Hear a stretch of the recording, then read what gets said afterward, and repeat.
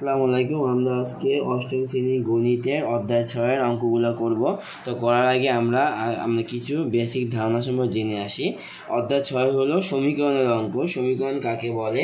সমান চিহ্ন সংবলিত গাণিতিক খোলা বাক্যকে সমীকরণ বলে। যেমন এখানে x+1 = 5, এটা একটা গাণিতিক খোলা বাক্য, এখানে সমান চিহ্ন আছে, তাই এটা সমীকরণ।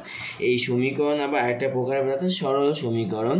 অজ্ঞাত রাশিকে আমরা ইংরেজি ক্যাপিটাল লেটারে এ থেকে জেড পর্যন্ত যা প্রকাশ করতে পারি, কিন্তু সবচেয়ে বেশি প্রকাশ করা হয় ABC XY Z দ্বারা। তাহলে অজ্ঞাত রাশির বা চলকের একঘাত বিশিষ্ট সমীকরণকে সরল সমীকরণ বলে। যেমন এখানে 2x - 1 = 3, এখানে একটা চলক আছে, এই জন্য এটা সরল সমীকরণ। সমীকরণের মূল বা বীজ।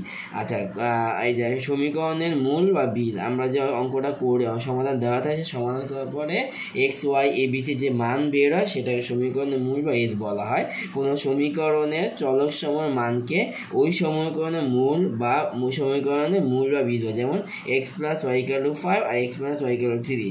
এই সমীকরণটার সমাধান হলো x = 4, y = 1, অর্থাৎ এই সমীকরণটার বীজ হলো কত? 4 এবং 1।